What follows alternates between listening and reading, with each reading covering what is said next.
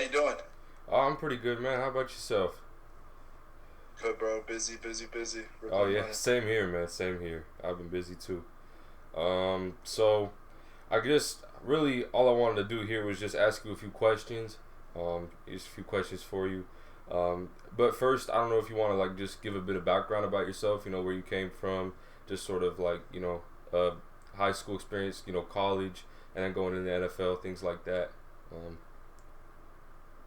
Definitely. Um, for me, my background is football wise. I never was the best. High school, I was quarterback, receiver. My high school team was average for the most part. We won like 3 games, and going into college, you know, I essentially had one scholarship, going into senior year from doing a whole bunch of camps that junior year to senior year summer. And a lot of teams wanted to see my first 3 games. And 2 days before my first game, I tore my labrum in my wow. shoulder. And every team dropped me after that. Like, no team didn't care. The only offer I had was Monmouth, and I committed. And I went to Monmouth. I was at Monmouth for 5 years. The first 3 years, I rode the bench as a receiver. Senior year came around. I moved from receiver to tight end. First game, I got my first catch. Second game, got my first touchdown. Started every game after that.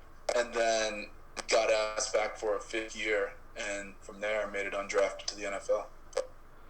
Yeah, so that sort of brings me to my next question. So I would just want to ask, like, how did you get to the Cardinals after being undrafted in 2016? And what was the process like after the draft? I know that a lot of players that are undrafted, it's sort of better for them sometimes because they'll have multiple teams contact them that they can sign with, as opposed to just one team drafting them that they sort of have to stick with. So I was just wondering, like, were the Cardinals the only team that drafted you? Like, how does the process sort of work after you go undrafted?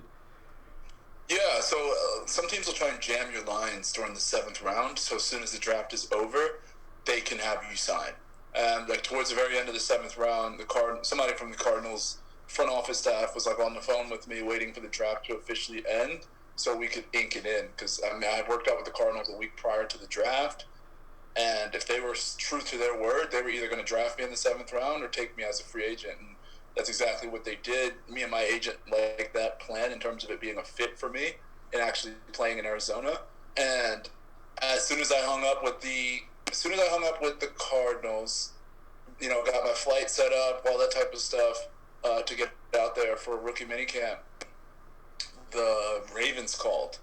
The Ravens called to see the Ravens were calling to see if anyone had taken me out because they wanted to sign me as a free agent, but I Mm-hmm. already signed with the Cardinals. And then right after that, the Seahawks called. The Seahawks called to see if I could do a rookie minicamp invite. And then it was like, damn, we made it, we're in. And from there, it was go out to Arizona and prove myself.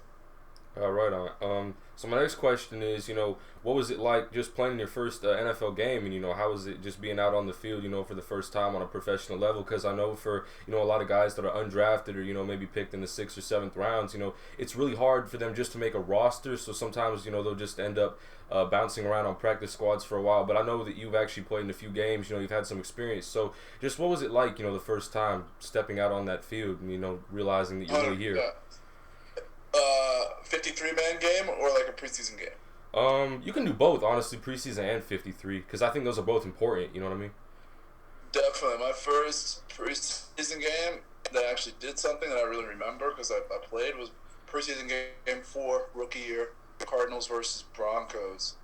And I got a back spasm the morning Wow. of the game, getting out of my buddy's truck for breakfast. Back spazzes up, feel like I can't even walk. And I'm like, if I don't play in this game tonight, I'm getting cut. If Yeah. I go to the training room and tell them my back hurts, then it means I'm indisposable and my back is, Hmm. I'm a liability and I'm getting cut. And I'm just freaking out. Like, man, seeing if I can get a massage at the hotel, freaking out. Like, is there a chiropractor I can maybe see that's not our team doctor? Go back to my room. I'm stretching. I'm heating, icing, doing all that type of stuff. And it's like an hour and 45 minutes before like the bus leaves the hotel to go to the stadium.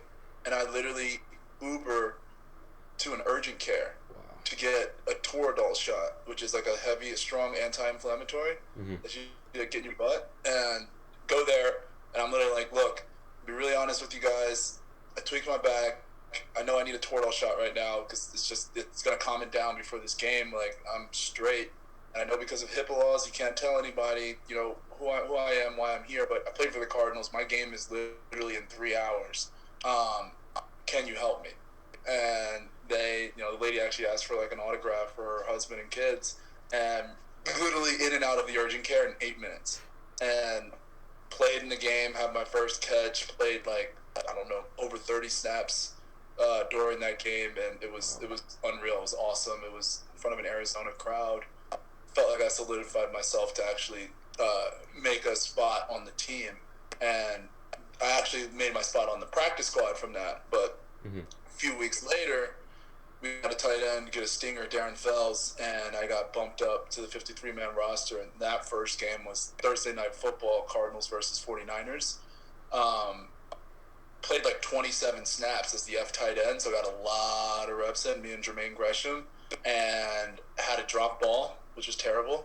And then in a back-to-back play with the drop ball, I had an offensive pass interference, which also sucked. And, Thursday Night Football, there's an extra camera on the field that follows you around everywhere you go, especially if you mess up. So I know they were talking a bunch of trash about me on TV. Yeah, I know. I've seen a lot of those highlights from that one game that you played in. I've seen a lot of those highlights, and it's just crazy to me to think that like you had that injury like right before your first preseason game, because I know those are like key moments, in the preseason, especially when you're undrafted. Like the preseason, that's the only reps you're getting. Like that's a tryout for every other team in the NFL as well. Like, there is a strong amount of people who make it to the NFL in April and take their last snap and breath in the NFL by the end of August, first week of September, in that last preseason game, and because they call it a cup of coffee, where about a 6-month period you get the gear, you get a bunch of Instagram pictures and all that, but by the time camp ends, you're back working a 9 to 5 in that sense, where I knew if I did not play in that game, that's exactly what I was going to be, because I didn't have much college film to support who I was. Cardinals took a risk on me because they saw how good I did just in the workout leading up to it. And if you've got an injury that's tagged along with you as well, it just looks bad, where that Toradol shot did the trick. Yeah, and I mean, the thing is, too, even if you make it to those preseason games, I mean, there's no guarantees that you're going to get snaps in those games, because I think it's really a coach's decision.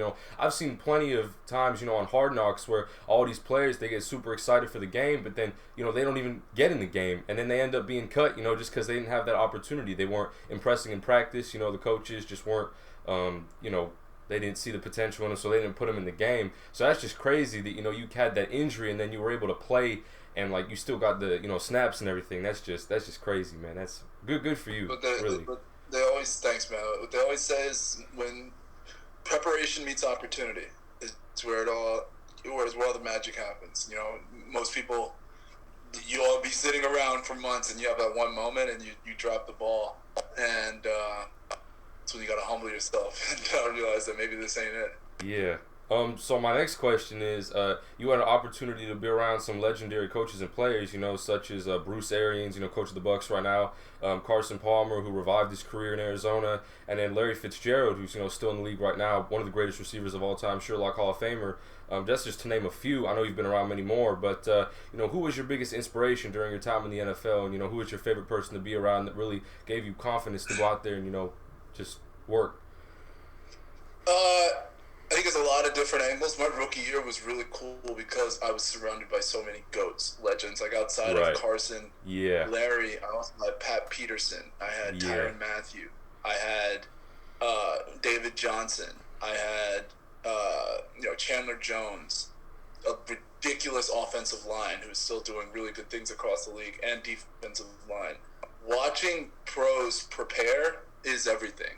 Understanding that it's not just like, yes, there's a lot of guys in the league who could get banged up all night, get drunk as hell, and show up the next day and punch you in your face on the field, and you wondering, like, how is this guy so good? Like, I stayed in last night and studied film, and this guy was drinking, and the next day this guy punches you in the face, like, on the field. Like, there's people who have that level of tenacity, but then there's guys like the level I just mentioned who, watching their daily process of preparation it's fascinating to watch how the honey badger prepares for practice, to watch how Pat Peterson prepares for practice, like not even a game, to watch how Larry Fitzgerald is practicing, how he's catching diving passes on a Friday, getting the wind knocked out of him, and having to see the trainers because he just made this wild catch and you're not even supposed to go down on Fridays, and then you watch him do that same play on Sunday and you're not even impressed because you just watched him, you've been watching him do that all week. So for me, the main thing I took out of all that was witnessing the preparation and trying to, put some of that into my own game, but like witnessing, you're talking about some of the people who are one of 32 of the best in the entire world, 7.7 billion. Mm-hmm. So being able to witness that preparation practice on a daily basis was everything. Yeah, and that's crazy because I never even thought about sort of, like the practices and just sort of the build-up, because like what I see on TV as a fan, I just see like the finished product. I see the game. 100%. I don't see that. Football's the only game where you're preparing for 9 months for only 16 Sundays. Like, think about that. Yeah. 9 months of work, arguably 2 months. You can take 2 of them out for the off season, January, February, but end of March you're already back in the facility. 7 months of work with a group of people to literally perform for 32 hours. Mm-hmm. And like when you think about it that way, that the amount of time that you're really putting in, it's out of this world. Because it's not high school when you're in school all day and then you practice for an hour or two and then you go home and do your thing. Like, you get to the facility at 6:45 in the morning and you're with these people until 6 p.m. at night. Yeah.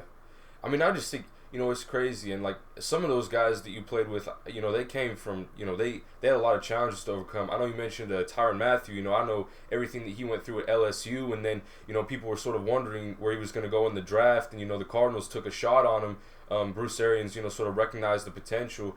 And, he worked his ass off. I know he did. I know a lot about Tyrann Mathieu and what he's done. And, now he's a Super Bowl champion. I mean, he's still dominant now, all those years later. He's always had that chip on his shoulder.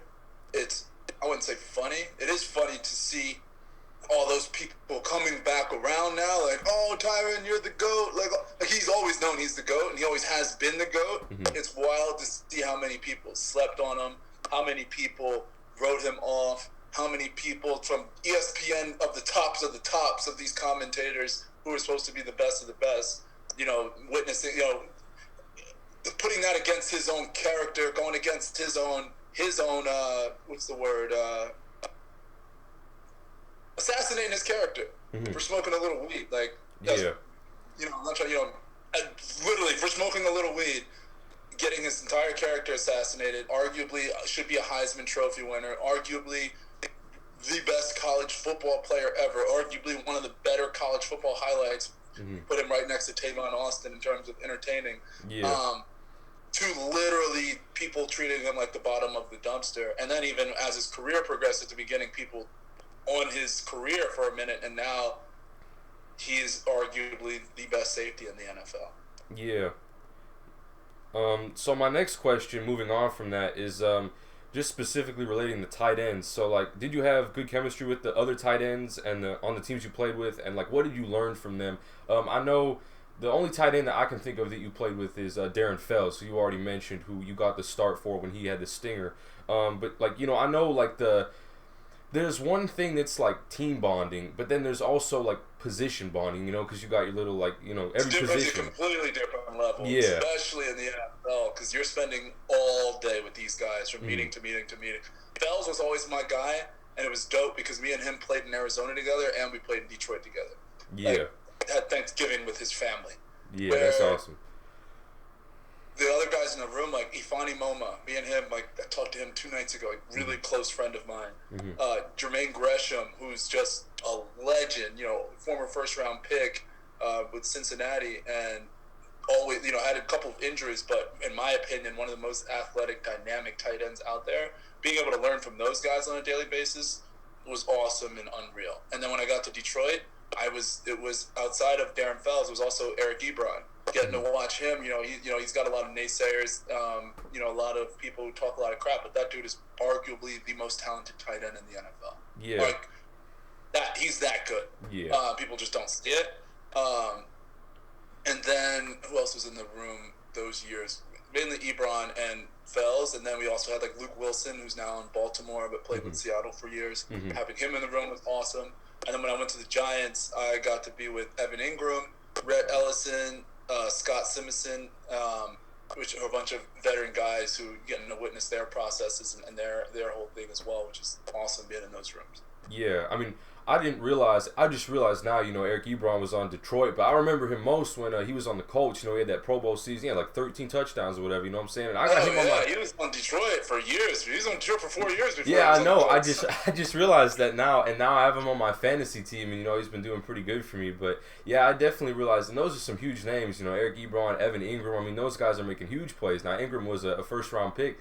So yeah, that's crazy. I didn't even realize that. And I feel like, you brought up a good point where it's like, there's one thing like bonding with the team, but when you have like these guys that, are in like the room with you all the time when you're studying film, that's like family. Are always, your lockers too are associated with by position group as well. So you're only with those people all day. Yeah. So my next question, going on from that, is do you have a favorite game that you played in or a favorite memory from a specific game? I know there's probably a lot. What'd you say? I know there's probably a lot of them, but like if you could pick one or two. But I'd say probably one of the more favorite moments was Christmas Eve, 2016, Cardinals Seahawks. First time we played them. They're a division rival for NFC West, and first time we played them, it went to overtime and wound up being a tie game because of a bunch of missed field goals. Yeah, I remember that one. Yeah. It was a later game, and not even a later game, maybe like a 4:00 game, and I was planning on surprising my parents for Christmas and showing up on the front door, saying Merry Christmas after them watching my game the day before. My flight left at midnight from Phoenix, and our flights were planned on getting back to the airport by 11:30 from the game.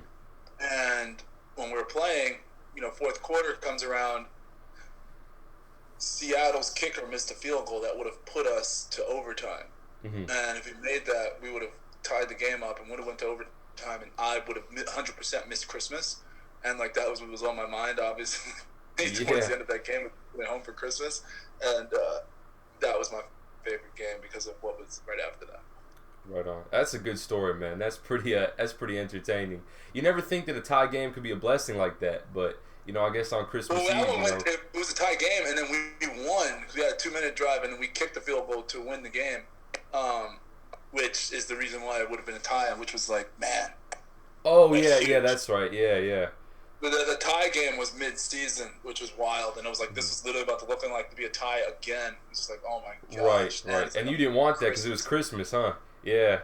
Yeah, that's crazy, man. That's a good story, though. So my last question is just, what is your message to those who want to play in the NFL, or a message to players, that have gone undrafted and are just grinding right now to, even make the 53-man roster, even make a practice squad, maybe?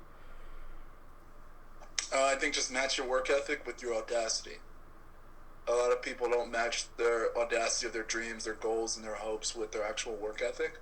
And that's done in silence. That's done not on social media. That's done not like our audacity of our dreams to ourselves need to be matched with that work ethic in silence that no one needs. People can see you working out and all that type of stuff. Like, I'm a fan of social media, but you need to match your audacity of your dreams with your work ethic, because you're setting yourself up to put a lot of excuses in the atmosphere as to why you didn't make it, because in silence, in quiet, behind closed door, you're not really putting the work in. Yeah, well, that's really good advice, man. And I know, like, it's good to hear it from someone like you who, who's been in that situation. I knew you probably overcame so many, hurdles just trying to, get from one place to another. And I know there was probably a lot of just uncertainty about, where you were going to end up, or, just like, things like that. But yeah, that's all the questions I really have. I don't know if you want to add anything else for No, I appreciate you for having me on the show. I really enjoyed the conversation. Yeah, man. Yeah, man. It's awesome.